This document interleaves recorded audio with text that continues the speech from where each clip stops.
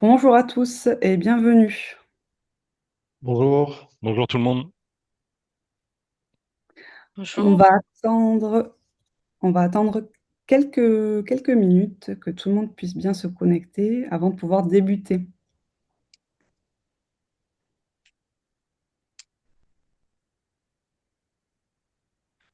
N'hésitez pas à nous dire dans le chat, qui est-ce que vous représentez, si vous êtes plutôt un industriel, un retailer, un distributeur, une entreprise de services. Ce sera toujours bon à prendre pour nous.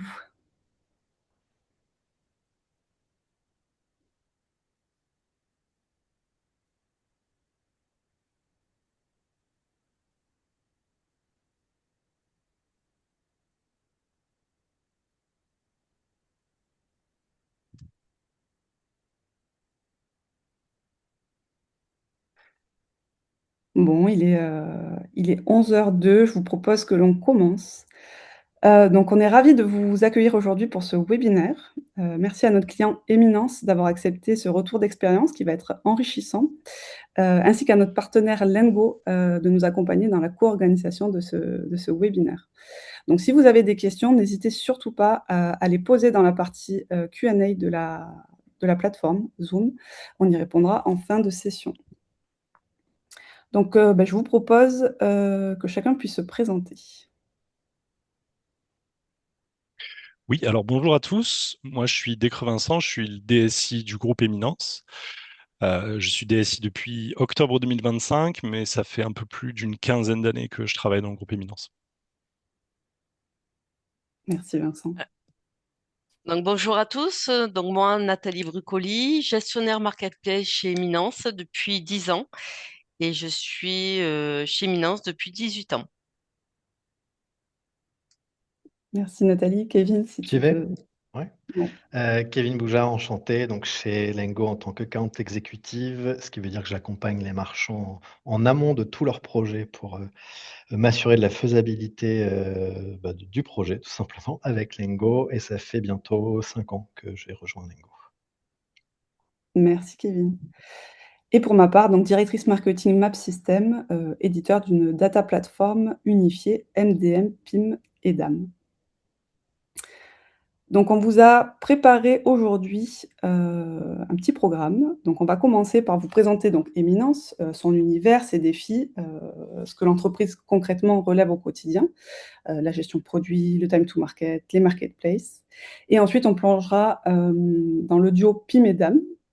Donc ce sont 2 référentiels qui travaillent main dans la main pour, diffuser les bons produits au bon endroit, au bon moment.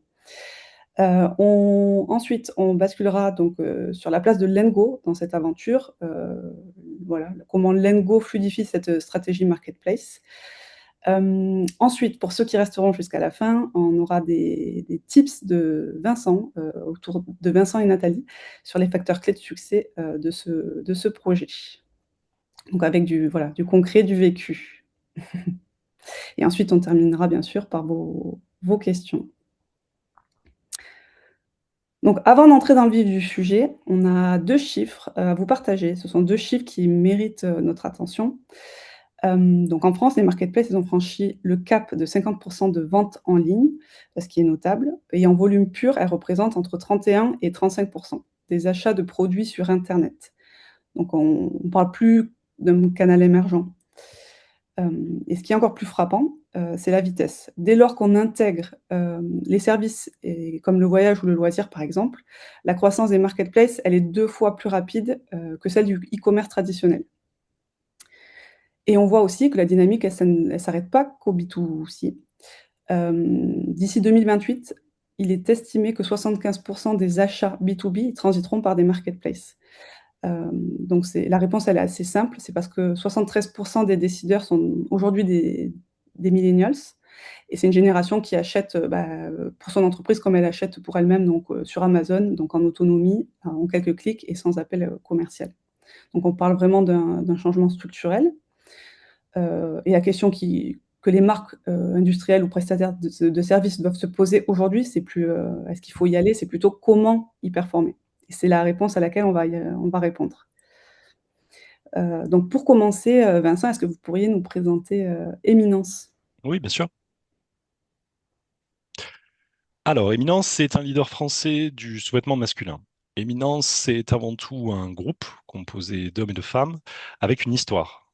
C'est un groupe qui existe depuis 1944, donc il y a 2 ans, on a fêté les 80 ans de la marque Éminence.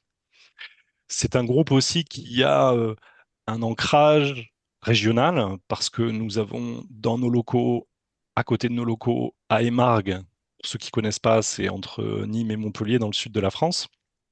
On a le centre de distribution, on a le tricotage, nous avons également de la coupe de produits, et on a à une quarantaine de kilomètres à Sauve notre usine de confection qui nous permet de faire la plupart du Made in France, la plupart de l'ensemble de nos produits Made in France.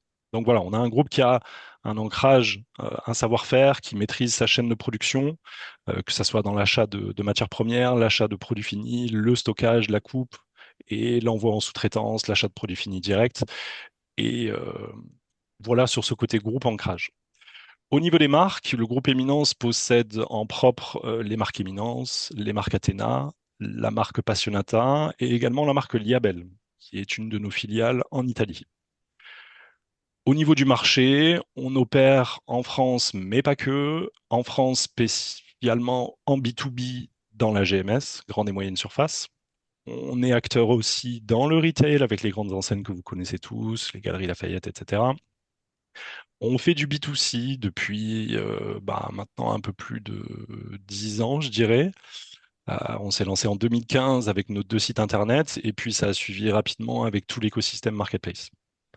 On travaille aussi avec le gouvernement puisque nous fabriquons pour les douanes, les mairies, la police, la gendarmerie.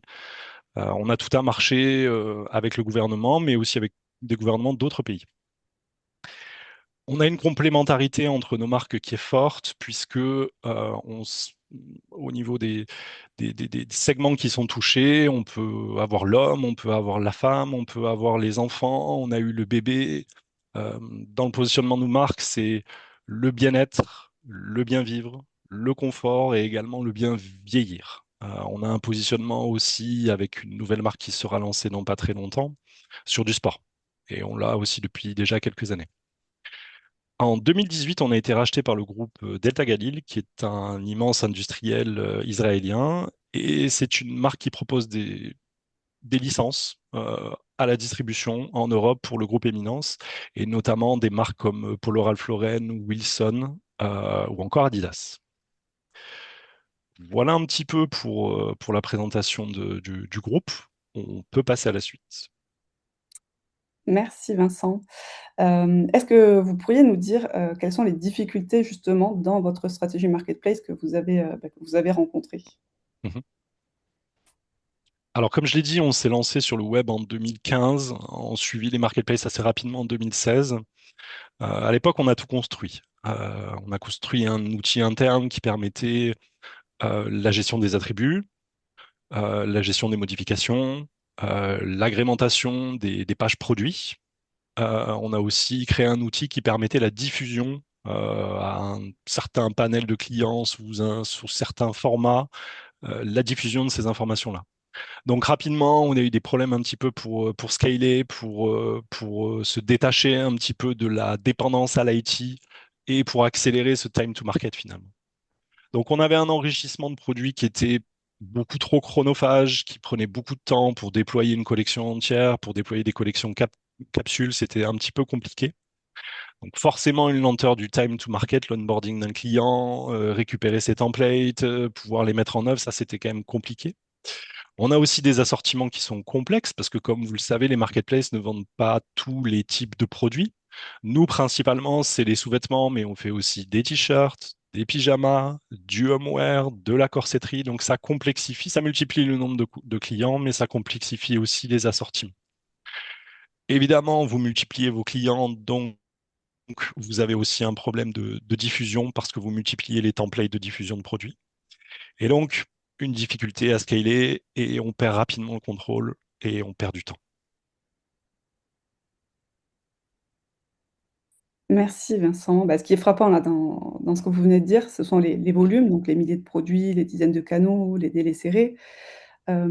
Concrètement, comment le PIM et le DAM Map System permettent de tenir ce rythme et c'est ce qu'on va voir maintenant. Donc là, effectivement, un petit rappel pour expliquer que il y a eu une grosse frustration opérationnelle de notre côté, une perte d'efficacité, une perte de temps, évidemment, un problème de time to market, donc forcément un problème de revenus et de gains sur ce déploiement et cette stratégie marketplace. Merci. Je pense qu'on peut passer à la slide suivante. Donc le rôle du PIM et du DAM dans la diffusion de nos produits, elle est clé.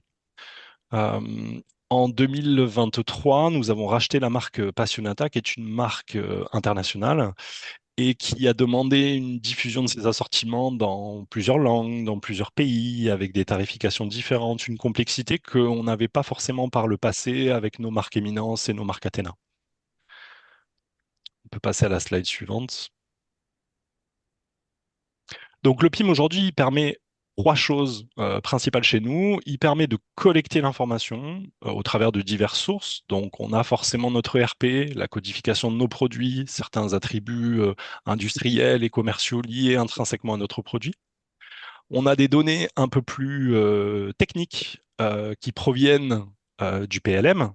Forcément, nous, on a un PLM en interne pour pouvoir codifier nos produits, pour pouvoir rajouter des caractéristiques techniques. Évidemment, les fichiers Excel, parce qu'il y a toujours des utilisateurs qui se créent des bases à droite à gauche et qui enrichissent en fait finalement le produit avec d'autres informations, comme des descriptions, comme des certifications, comme voilà des plus produits qu'on peut retrouver, des éléments qui sont un petit peu marketing. Et également nos fournisseurs extérieurs. Donc ça peut être des fournisseurs de produits qui nous donnent une double codification, ça peut être des fournisseurs qui donnent des informations techniques sur le produit. Donc, l'idée, c'est de collecter au sein d'une source de vérité unique l'ensemble de vos produits. Alors évidemment, derrière, il faut gouverner. Il faut gouverner parce que dans le PIM, il ne faut pas que ça soit la pagaille, il faut que ce soit bien structuré. Et le PIM permet aussi de modéliser en fonction de vos besoins propres l'ensemble des attributs qui sont contenus et l'ensemble des attributs qui vont définir vos produits. Donc cette partie gouvernance, elle permet aussi de, de gérer vos utilisateurs au travers de groupes, de créer des workflows spécifiques et des procédures spécifiques liées à ces groupes d'utilisateurs avec de la sécurité. Tout le monde ne peut pas faire n'importe quoi au sein de la solution. Et la dernière partie, effectivement, c'est la diffusion. Donc le PIM permet de diffuser et de créer autant de templates que vous voulez. Vous pouvez automatiser cette diffusion et assez facilement. Et en quelques clics, c'est quand même impressionnant la rapidité à laquelle on peut créer des templates et pouvoir diffuser rapidement à ses clients l'ensemble des informations sur une collection ou sur un produit en particulier. C'était très clair, merci Vincent. Donc, pour rappel, n'hésitez pas à poser vos questions, on y répondra en fin de session. Est-ce que maintenant, Vincent, vous pourriez nous partager les bénéfices que vous avez pu constater, depuis la mise en place de la plateforme? Oui, bien sûr. Alors les bénéfices, si on va repartir un petit peu de ce que j'ai dit, mais effectivement, c'est la centralisation et la fiabilisation. Le PIM doit être la source de vérité sur vos produits. La gouvernance et la collaboration, on en a parlé. Chaque personne doit avoir le bon niveau d'information, le bon workflow, le bon enrichissement à l'intérieur du PIM. Et ça, on le fait de manière collaborative. Plusieurs personnes peuvent travailler sur un produit, peuvent enrichir et alimenter le produit avec des informations supplémentaires. L'idée du PIM, et là je l'ai rappelé aussi en préambule, mais dans le groupe, beaucoup de personnes ont été dépendantes de l'IT, et notamment sur le web, pour pouvoir ajouter un nouveau client, ajouter un nouvel attribut, enrichir le PIM avec un nouvel attribut. Donc, euh, on a gagné énormément en autonomie et en efficacité, et du coup en time to market sur cette partie enrichissement et autonomie des utilisateurs à pouvoir créer des templates, créer des attributs, enrichir le PIM. Effectivement, on a une qualité et une complétude de la donnée qui est mesurable et qui est visible dans le PIM. Vous pouvez rapidement avoir des indicateurs sur la qualité et la complétude de vos données. Ça, c'est quelque chose qui est assez facile à faire. Et effectivement, sur la diffusion, on a largement accéléré la création de templates et la création de flux au- à destination de l'ensemble de nos clients et nos partenaires.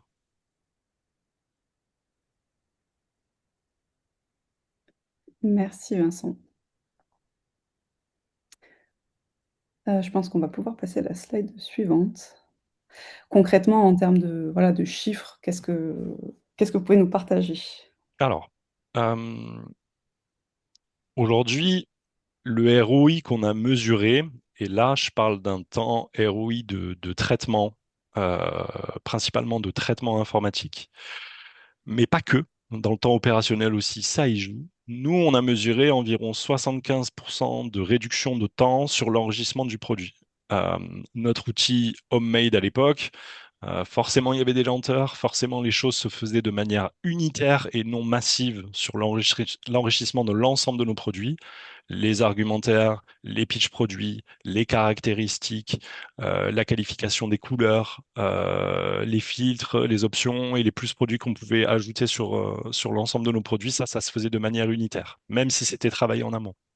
Aujourd'hui, c'est travaillé en amont, mais c'est importé de manière globale et massive à l'intérieur du PIM. Donc tout ce temps de traitement, il est réduit à des minutes. On a aussi un 80% de temps économisé à l'onboarding d'un nouveau client. Aujourd'hui, on n'est plus obligé de passer par l'informatique pour créer un template, pour mapper et faire son mapping en fonction des champs. Là, on a de l'autonomie et on a une création qui se fait avec un clic, plusieurs clics. Euh, Pareil, euh, vous avez des clients et des marketplaces qui vendent des produits différents, donc des assortiments de produits différents. Il est rapidement facile dans le PIM de pouvoir construire cet assortiment de produits en sélectionnant sa saison, en sélectionnant son type de produit, si on veut des t-shirts, si on veut des boxers, si on veut des slips, si on veut de la corsetterie, et de pouvoir restreindre au client l'assortiment qui va lui être proposé. Donc ça, c'est quand même aussi un gain dans le PIM, de pas sélectionner des codes un par un, mais plutôt de pouvoir filtrer de manière massive et associer un certain nombre de produits à un client en particulier. On gère au niveau du PIM une base de cibles de diffusion et on gère l'assortiment marketplace par ces cibles de diffusion. Aujourd'hui, on a 40 templates d'export différents, donc ça vous donne un petit peu un panel de ce qu'on a sur l'ensemble de nos canaux de distribution, que ce soit la GMS, que ce soit le retail ou que ce soit le web. On gère 40 templates d'export différents. On fait des templates qui sont assez spécifiques aux clients, mais on fait aussi des templates internes pour pouvoir diffuser l'information de manière massive à des populations de personnes qui n'ont pas accès à certains outils et qui souhaitent avoir de l'information sur les produits. Et ce qui est intéressant aussi, c'est que on a un référentiel de produits qui est mutualisé aussi avec notre filiale italienne. Donc on a leur codification, notre codification, et nous avons aussi sur la marque Passionata, qui est une marque distribuée aux États-Unis au travers d'une filiale de Delta Galil, la filiale américaine. On a également leur codification, parce qu'évidemment ils ont un ERP de leur côté aussi, et leur codification est contenue dans le référentiel de la marque Passionata. Donc on a aussi des attributs qui proviennent de la filiale, forcément sur le prix tarif, forcément sur des pitchs produits qui peuvent être différents. Donc vous pouvez au sein d'un même article avoir des données de sources différentes et à destination différentes. Merci Vincent, c'était très clair. Je vous propose maintenant de vous présenter rapidement MapSystem, donc la plateforme utilisée par Eminence. Donc, c'est une plateforme unifiée, donc MDM, PIMDAM. Concrètement, c'est le référentiel central de votre entreprise. Vous allez pouvoir gérer vos produits, vos médias, donc images, vidéos, audio, et cetera, et vos données de référence. Vos données de référence, ce sont toutes les données qui gravitent autour du produit. Ça peut être les données fournisseurs, les points de vente, les clients, et cetera, en fonction de votre activité. Donc aujourd'hui, si le RP gère vos flux financiers et le CRM votre relation client, MapSystem, c'est le troisième pilier de votre système d'information. C'est celui qui va structurer et valoriser votre donnée produit pour en faire une source unique de vérité. Donc avant MapSystem, les informations, elles sont dispersées. On peut des fois, les informations produits sont gérées uniquement dans le back office, un petit peu dans des fichiers Excel, un petit peu dans des briques internes, comme l'expliquait, Vincent, dans le cas Éminence. Et notre objectif, c'est de rassembler tout le monde dans un pot commun et de réorganiser, en fait, vos processus et de rendre l'enrichissement produit plus cohérent et plus efficace et l'enrichissement de vos données en général. Donc c'est une solution qui va s'adapter à chaque métier, de votre entreprise en fonction de votre organisation. Par exemple, le service achat, il va pouvoir pré-référencer les produits, gérer les fournisseurs dans la plateforme. Si vous avez un service juridique, il va pouvoir gérer la conformité et les données réglementaires. Pour votre équipe produit, bien sûr, c'est l'enrichissement et la déclinaison des catalogues. Pour le marketing, et l'e-commerce, ça va être, la diffusion omnicanale et fluide. L'IA, elle est au cœur de notre solution, elle est embarquée dans notre solution pour vous faire gagner du temps. On peut, par exemple, extraire automatiquement des données, depuis une image, pour, s'assurer que le descriptif est bien cohérent. Des fois, on peut se rendre compte que, sur le visuel, il y a une typologie d'information, mais que sur la fiche, l'information est différente. Donc ça permet de pouvoir, assurer la qualité de la donnée. Ou bien faire, du scrapping, du scrapping web, analyser des avis clients pour ensuite générer des descriptions qui soient personnalisées. Ça, ce sont 2 exemples, mais il y a plein d'autres possibilités. Alors la plateforme MapSystem, elle repose vraiment sur 4, piliers qui sont majeurs. Vincent les a pas mal déjà argumentés. Donc il y a l'autonomie, donc le fait de détacher les équipes de l'IT. Les équipes gardent la main. L'interface est ergonomique, facile à prendre en main avec tout ce qui est attendu pour être user friendly, aujourd'hui. Ensuite, le deuxième point qui est relativement important, c'est l'évolutivité. C'est une plateforme qui va être vivante, qui va s'adapter à vos ambitions. Il n'y a pas de logique de coût au volume. Vos produits peuvent augmenter, vos canaux peuvent augmenter, vos utilisateurs peuvent augmenter. La facture ne va pas évoluer en même temps. Ça, c'est important à avoir en tête. Ensuite, c'est tout ce qui est traçabilité. Donc en fait, tout ce qui est opéré dans la plateforme est tracé, historisé, logué, il y a toute la sécurité nécessaire, ce qui vous permet d'avoir une visibilité sur, le versionning, ce qui est très intéressant dans certains domaines d'activité. Et le dernier point, c'est l'interconnexion. Donc, grâce à des API, la plateforme, elle va communiquer avec tout votre écosystème. Donc, vous pouvez avoir plusieurs CMS, plusieurs e-commerce, un ou plusieurs ERP, un CRM, un PLM, et des agrégateurs de flux comme Lengo. C'est ce qui va permettre de pouvoir ensuite diffuser vos données sur tous vos canaux, et très facilement. Donc aujourd'hui, on accompagne plus de 8 000 utilisateurs dans le monde, des marques, des industriels, des sociétés de services, des retailers de tout horizon, en leur offrant une maîtrise totale de leur patrimoine de données. Donc maintenant qu'on a vu comment, dans un premier temps, structurer sa donnée pour la vente, on va voir maintenant le rôle de Lengo dans la stratégie marketplace d'Éminence. Est-ce que Kevin, vous pourriez nous en dire, un peu plus? Avec plaisir, merci beaucoup. J'aimerais commencer par une situation assez concrète. Aujourd'hui, quand une marque ou un retailer veut accélérer sa croissance, le réflexe, il est assez simple, il faut multiplier les canaux. Lancer ou multiplier les marketplaces connectés, diversifier les canaux marketing, voire agrandir ou lancer aussi un réseau de revendeurs. Mais la réalité, elle est moins simple parce que plus vous allez ouvrir de canaux, plus il y a un risque de perte de contrôle et avec plus de flux, un potentiel du coup d'erreur qui est plus élevé et une dépendance assez forte aussi aux équipes techniques, ce qu'expliquait un petit peu tout à l'heure, Vincent. Et donc au lieu d'accélérer, vous ralentissez et c'est exactement le problème, que va, résoudre Lengo. Notre promesse, elle est simple, c'est de vous permettre de reprendre le contrôle. On a une conviction assez forte chez Lengo, c'est que la croissance e-commerce ne doit pas être freinée par une complexité opérationnelle. Notre rôle, c'est de permettre aux entreprises, comme avec Éminence, ils vous en parleront juste après, de passer à la vitesse, supérieure, partout en fait où c'est possible.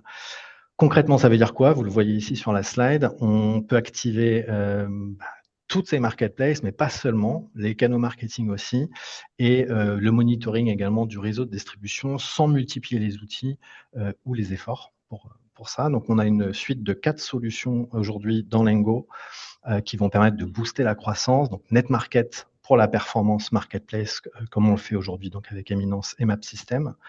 En complément, très complémentaire à NetMarket, il y a la solution NetRivals pour gagner la buy box et améliorer la rentabilité.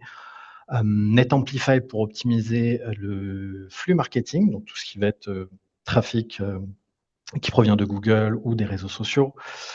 Et pour finir, NetMonitor pour le contrôle de l'image de marque et le pilotage du réseau de distributeurs. Donc, en résumé, Lengo, l'idée, c'est de pouvoir générer un trafic plus qualifié sur les différents canaux. Comme Vincent l'a dit, la donnée est très importante. Aujourd'hui, Maps permet d'avoir une donnée hyper quali. Notre rôle, c'est d'être sûr qu'elle est poussée correctement sur l'ensemble des canaux de vente et que tout le travail en amont qui a été fait serve à quelque chose. Donc voilà, donc, trafic de qualité, proposer des offres compétitives aussi et mieux convertir. S'étendre sur des nouveaux marchés, c'est un vrai sujet aussi pour la plupart de nos marchands. Et in fine, garder le contrôle en fait de son image de marque en ayant encore une fois un flux qui soit le plus qualitatif possible. Pour comprendre un peu comment c'est possible concrètement, il faut regarder le cœur de la plateforme sur la slide suivante. Merci Emma. Aujourd'hui, vendre sur les marketplaces, c'est un énorme levier, évidemment, mais c'est aussi et pour beaucoup un énorme casse-tête. Chaque plateforme a ses règles, a ses formats, a ses exigences.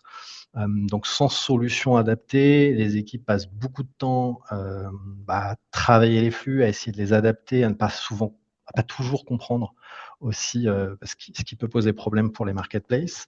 Donc il y a beaucoup de temps passé à la correction des erreurs, à la gestion des exceptions. Enfin vraiment, c'est un travail monstre. Lengo, l'idée c'est de changer complètement cette approche. On centralise déjà dans un premier temps toute la donnée. Lengo, on s'intègre directement aux écosystèmes existants de nos clients, donc un ERP, un PIMDAM comme MapSystem, un CMS. Enfin, vraiment, l'idée, c'est il y a toujours cette analyse d'environnement technique pour être sûr que tout est bien centralisé dans Lengo. Et ça veut dire que jamais nos clients ne remplacent leur stack. Ce qui est en place est en place. Nous, l'idée, c'est de rendre l'existant beaucoup plus performant, encore une fois en centralisant bien la donnée. Avec NetMarket, donc la solution de gestion marketplace, l'idée c'est que vous puissiez piloter les marketplaces donc, dans un seul et même endroit, de transformer la donnée, l'enrichir de manière intelligente pour optimiser derrière les fiches produits, synchroniser les commandes ensuite, évidemment sans friction, et au quotidien, pouvoir identifier et corriger facilement les erreurs qui peuvent apparaître. Donc le résultat, les résultats, ils sont clairs, c'est moins de tâches manuelles, moins d'erreurs, plus de rapidité et surtout, vous donner la capacité de scaler sur ces canaux. Si je devais résumer en une phrase, Lengo, c'est de transformer la complexité du e-commerce en un levier de croissance maîtrisé. On se contente pas on parle souvent d'intégrateur de flux ou de connecter des flux, mais c'est vraiment pas seulement ça. Ce qu'on permet aux équipes e-commerce, c'est d'aller plus vite, de faire moins d'erreurs et surtout de vendre beaucoup plus efficacement partout. Et au-delà de la promesse, je vous propose qu'on regarde un peu plus en détail le cas Eminence et je vais laisser la main à Nathalie pour qu'elle puisse vous expliquer comment fonctionne notre collaboration aujourd'hui. Merci Kevin. Donc sur cette slide, on voit concrètement l'utilisation de la solution avec Eminence. Les données produits issues du système interne Eminence et de Maps sont centralisées dans Lengo. Lengo joue ensuite un rôle de diffusant un rôle diffusant des produits et des offres vers différentes marketplaces. En parallèle, toutes les commandes et éventuelles erreurs remontent automatiquement pour être traitées de manière centralisée ou individuelle. Cela représente pour notre part environ un catalogue produit de 13 000 EN ou SKU avec une diffusion sur 8 marketplaces en France. Ce fonctionnement nous permet de gagner bien sûr en efficacité et de fiabiliser correctement le flux. On peut passer, je pense, sur la suite. Donc là, on voit vraiment les bénéfices clés pour Eminence. Vraiment, trois bénéfices qui en ressortent clairement. Donc, la maîtrise de la donnée, on enrichit, on corrige en continu sans dépendre de notre service informatique, ce qui n'était pas le cas avant. Donc, beaucoup de retard dans l'exécution des tâches et dans la publication des produits. La vitesse d'exécution, donc la mise en ligne est assez rapide, ce qui nous donne la capacité de se développer rapidement. Et enfin, la réactivité du support. Lingo a un support qui nous permet d'avoir un accompagnement très réactif, ce qui sécurise l'exploitation de notre quotidien. Donc, on voit bien que ce genre de collaboration, on gagne énormément en autonomie et surtout en temps. Et sur ce dernier point, Nathalie, avant que tu enchaînes sur la suite, c'est souvent un point qui est sous-estimé, mais très critique, le support. Je pense que vous le vivez régulièrement chez Eminence. Ouais. Il y a toujours des problèmes. On peut avoir la meilleure solution du monde, la meilleure data du monde. Il y a forcément toujours des choses à régler. Et c'est hyper important d'avoir justement cet accompagnement et une combinaison technologie, expertise, accompagnement pour mener à bien le projet. Oui, c'est ça. En fait, le support est très réactif et en fait, l'utilisation de Lingo nous permet, avec des encarts explicatifs, d'avancer très rapidement. Donc là, je peux vous partager quelques résultats sur un bilan 2024-2025. Donc, on voit que notre chiffre d'affaires sur Eminence au niveau marketplace global est en croissance de plus 18%. Euh, et sur le chiffre d'affaires des marketplaces gérés via Lingo, on est à plus 34%. Donc en fait, cette croissance est générée via Lingo est significative euh, et supérieure à la croissance globale. Cette performance est notamment portée par VP, qui est notre principal contributeur de chiffre d'affaires. Euh, donc, comme je disais précédemment, l'ouverture d'une nouvelle marketplace, donc la configuration est assez simple et intuitive, avec des encarts explicatifs facilitant le mapping des champs. Une fois la connectivité effectuée avec une marketplace, c'est vraiment une journée suffit. Et en fait, nous, il nous reste vraiment le dernier kilomètre à faire avec des spécificités à différentes marketplaces. Donc voilà, c'est vraiment la plateforme est conçue de manière très intuitive et nous guide efficacement pour utiliser le différent mapping et pour préciser les valeurs attendues pour chaque marketplace.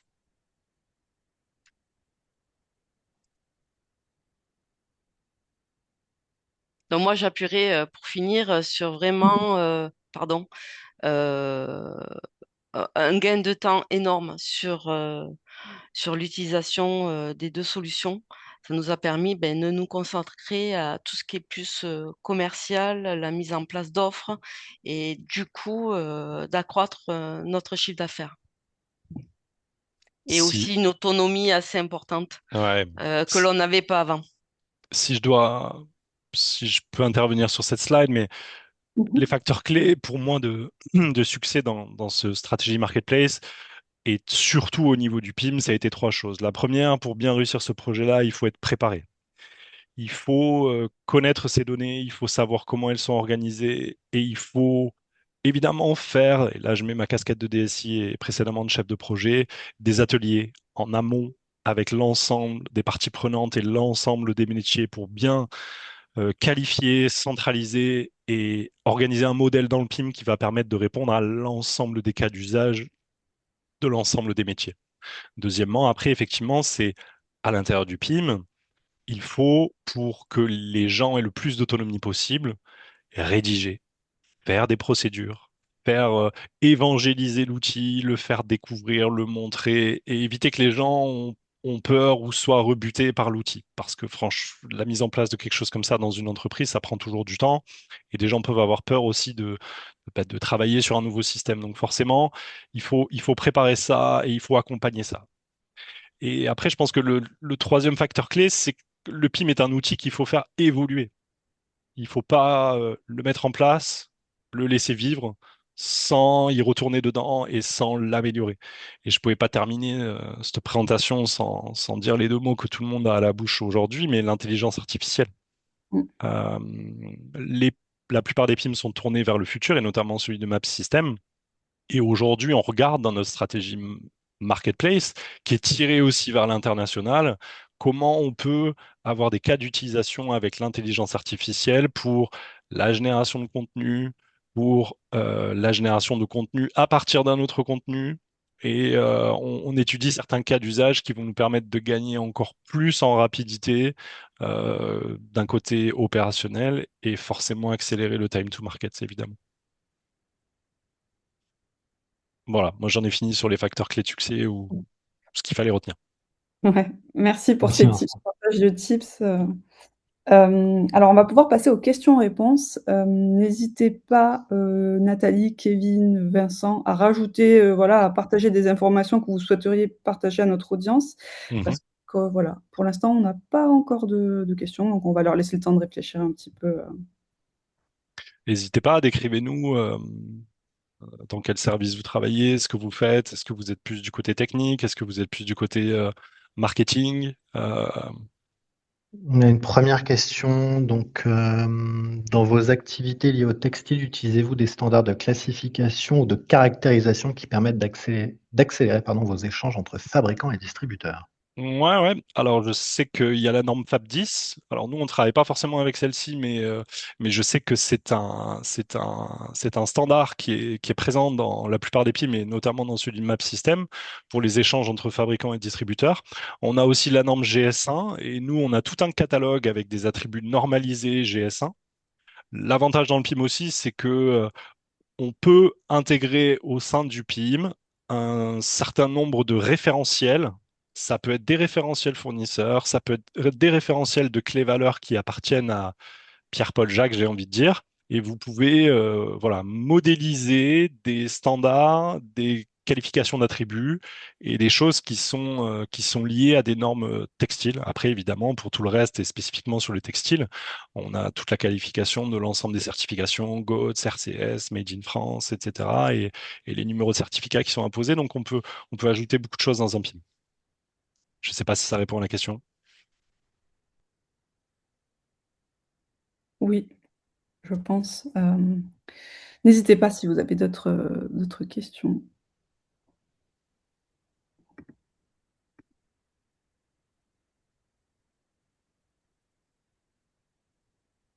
Wolfgang répond oui, merci. Ouais. Et on a Julien qui demande côté asset, est-ce que la vidéo se développe? Quelle perf versus image et texte? Ah, bonne question. Alors, d'un point de vue technique, oui, au sein d'un PIM, vous retrouvez souvent un DAM, Digital Asset Management. Donc, nous, on utilise le DAM de Maps. On n'exploite pas directement dans le DAM la retouche photo, tout ça, on le fait en amont. Mais effectivement, on a cette utilisation. Après, sur nos sites, on commence à mettre de la vidéo. Nathalie, tu pourras en témoigner.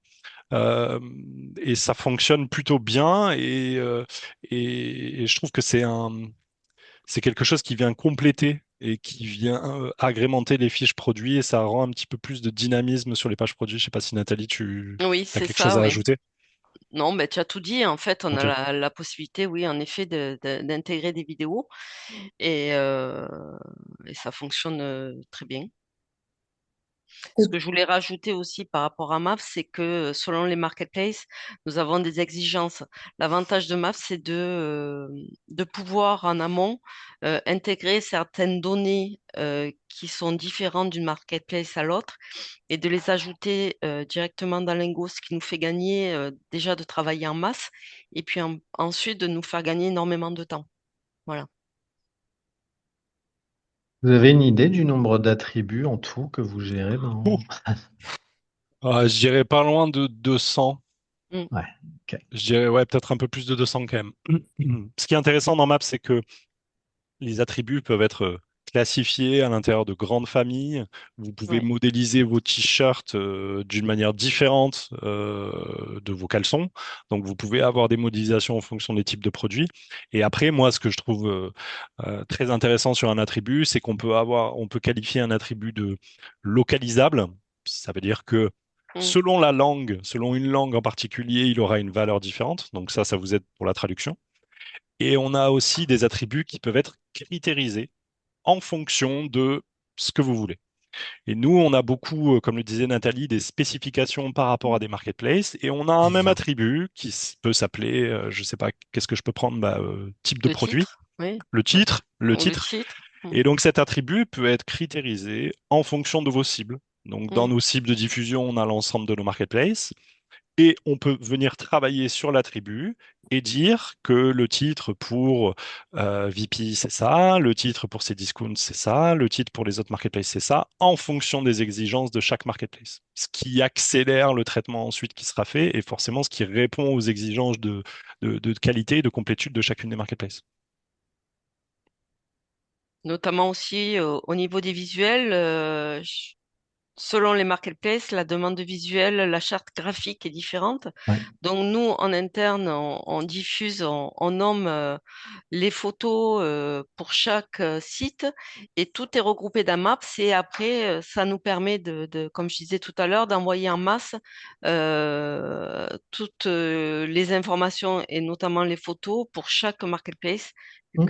Voilà. Et c'est vraiment nominatif et ça, c'est énorme au niveau Lingo, gain de Lingo, temps. c'est un petit peu ta boîte de jeu de Lego. Il suffit juste de Ah, prendre c'est la bonne ça. brique pour envoyer C'est la ça. Et bonne puis image, le bon, bon titre. il peut arriver où on a des manquements et là, c'est encore une fois, enfin, Lingo nous permet de faire des optimisations En directement plus. Ouais. sur Lingo et de faire des règles et de pouvoir pallier à certains problèmes que nous, on peut avoir en interne. Mais Et ça, puis c'est, parfois, oui, on ne oui, peut pas anticiper c'est ça. toute exigence de marketplace. Ils aiment bien aussi changer de temps Mm, en temps leur manière de faire. Donc, la règle derrière, elle peut vous éviter de devoir tout retravailler et juste de modifier simplement exactement. la Oui. donnée. Yes. On a une autre question de Julien. Sauf s'il y avait des choses à ajouter, Vincent ou Nathalie. Non, non, c'est bon. Oui, j'ai vu la question de Julien sur Ah, les prix. est-ce que vous faites du repricing enfin, vous pratiquez une politique de prix différente sur les Alors, marketplaces? aujourd'hui, de mémoire, et si je dis pas de bêtises, la réponse est non. Sur l'ensemble du B2C, on pratique les mêmes prix. En revanche, effectivement, il y a des marketplaces qui ont des positionnements un petit peu plus premium. J'en pense à une en tête, je ne vais pas forcément la citer, mais qui nous impose de travailler avec un prix consommateur différent. Je vois la question de Charlotte aussi. Mmh. Gérez-vous les notions de prix de référence et stock des articles dans le PIM? Alors, on a nos prix de vente qui sont stockés dans le PIM. On a aussi les prix tarifs et ce qu'il y a dans nos price lists en interne, parce que effectivement, dans le PIM, on gère pas que du B2C, mais on a aussi du B2B pour pouvoir envoyer des catalogues produits et des offres aussi à des entreprises business. Et est-ce qu'on gère le stock dans les articles PIM, notamment pouvoir dire si cet article est publiable, s'il y a un prix et du stock? Vous pouvez très bien gérer vos stocks dans le PIM. Alors, petite précision, parce que nous, la question s'est posée en interne. Aujourd'hui, on a un flux spécifique stock qui va de notre ERP jusqu'au PIM. En revanche, aujourd'hui, on ne l'utilise pas forcément pour du live. On pourrait très bien mettre une règle et de dire, je n'envoie pas dans mon flux de produits un produit qui n'a pas de prix et du stock. Ça aussi, vous pouvez faire des règles comme ça Mmh. de choix d'envoi du produit ou pas et de la diffusion de ce produit-là. Vous pouvez gérer avec des statuts, avec des règles. Il y a tout un workflow et un écosystème qui existe dessus. Vous pouvez faire des choses complexes. Nous, on a pris le parti pris de dire que le stock était une donnée relativement chaude. Le PIM doit stocker des données plutôt froides et doit être enrichi au fur et à mesure par des vagues. Donc, on n'a pas souhaité que le stock soit quelque chose de déterminant dans le PIM ou quelque chose qui ait une valeur très très forte. En revanche, on l'utilise aussi et c'est là où on utilise le PIM et le stock, on l'utilise pour vendre des produits qui sont hors collection. des produits qu'on ne fabriquera plus, des produits qui sont potentiellement destinés à un marché de déstockeurs. Et là, en extrayant depuis le PIM des produits qui ont un statut hors collection et du stock, on va permettre de pouvoir consulter assez rapidement une offre produit et pouvoir diffuser une offre produit spécifique à un client.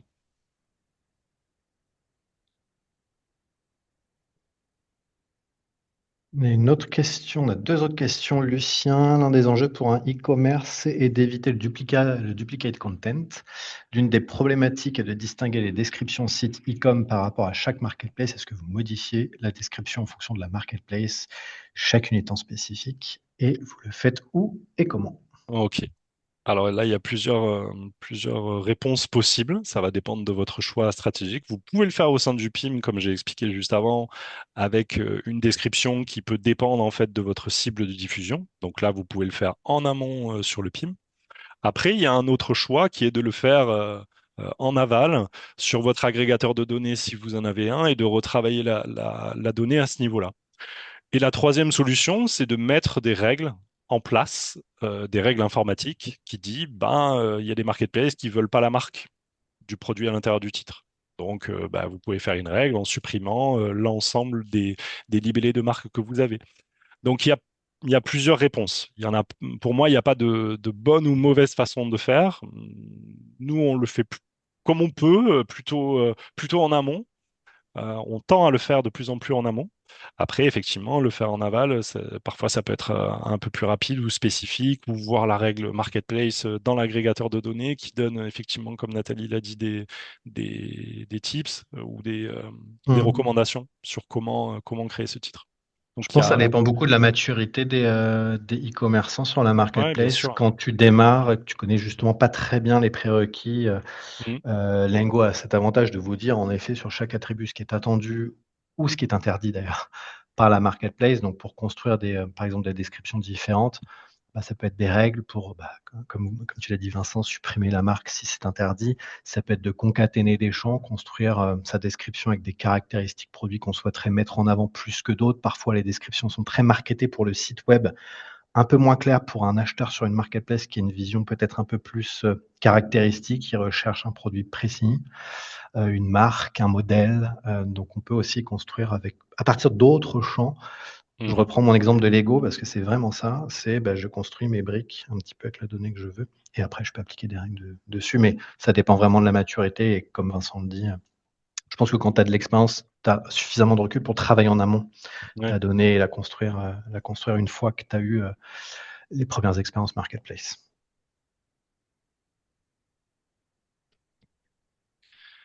Alors, il y a une question de Rémi aussi. Dans le cadre du développement des marketplaces, anticipez-vous un impact lié aux réglementations de traçabilité comme le DPP, le passeport du produit? Plus concrètement, est-ce que vos distributeurs commencent déjà à vous exiger davantage d'informations sur l'origine et le cycle de vie des produits? Alors, je vais partir de la fin plutôt. Effectivement, les distributeurs nous demandent beaucoup plus d'informations sur l'origine des produits, donc ça, c'est un sujet chez nous.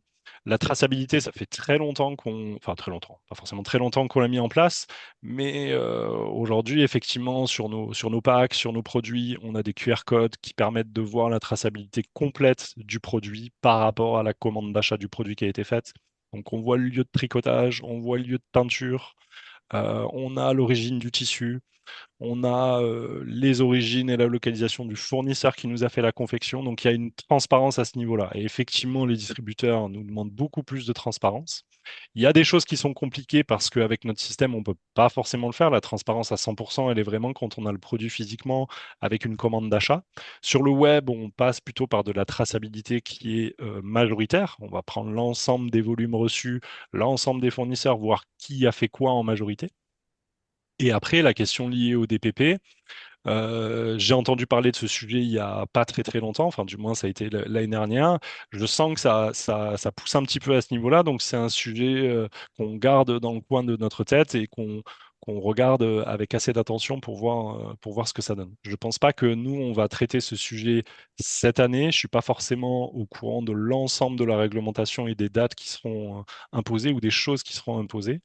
Il y a d'autres réglementations cette année qui exigent un peu plus de travail de notre côté, notamment la réforme de la facturation électronique.